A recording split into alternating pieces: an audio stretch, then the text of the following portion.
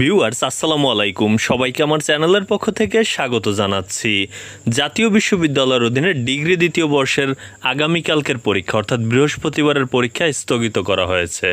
আপনারা জানেন যে এর আগে এইচএসসি পরীক্ষা স্থগিত করা হয়েছিল গোপালগঞ্জ জেলার। এছাড়া অন্যান্য যে পরীক্ষাগুলো রয়েছে কারিগরি বোর্ডের, সেগুলো কিন্তু স্থগিত হয়েছিল। অবশেষে জাতীয় বিশ্ববিদ্যালয়েও তাদের যে ডিগ্রি দ্বিতীয় বর্ষের পরীক্ষা ছিল 17 তারিখের অর্থাৎ বৃহস্পতিবারে, সেগুলো স্থগিত করেছে। এবং যে বিষয়টি বলা হয়েছে যে এই পরীক্ষার পরবর্তীতে আবার নতুন করে সময়সূচি জানানো হবে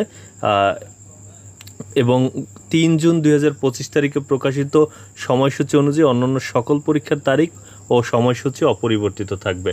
অর্থাৎ যে পরীক্ষাটি বৃহস্পতিবার ছিল সেটি পরবর্তীতে জানিয়ে দেওয়া হবে, আর ওই বৃহস্পতিবারের পর থেকে আবার যে রুটিনে পরীক্ষা ছিল সেভাবেই কিন্তু পরীক্ষা হবে। তো এই ছিল আসলে নোটিশটি। এতক্ষণ সাথে থাকার জন্য অসংখ্য ধন্যবাদ।